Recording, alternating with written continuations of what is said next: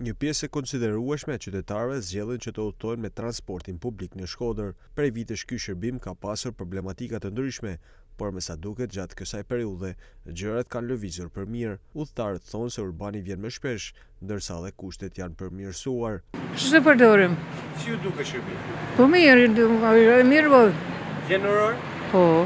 Çmimi 400 lekë smart muaj. Në qofë për me ndihëzatën të ura, bardhe dhe të ura, bashallë kur 400 lek merë.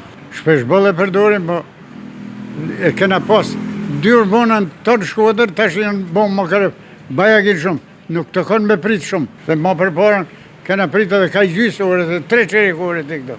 Po sot? Tash ma pak, tash iku një, sa erdha unë ikuaj, tash vjen tjetëri. Shumë janë të nashën.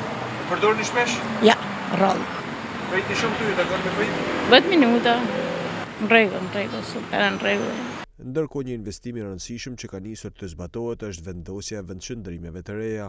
Projekti parashikon vendosjen e 12 vendqëndrimeve në qytet. Pjesë e këtij investimi është edhe vendosja e ekraneve dhe e hartave dhe gjithashtu reduktimi i pritjeve pranë stacioneve të urbanit. Projekti ka kaluar në Këshillin Bashkiak dhe pritet të nisë zbatimi i tij.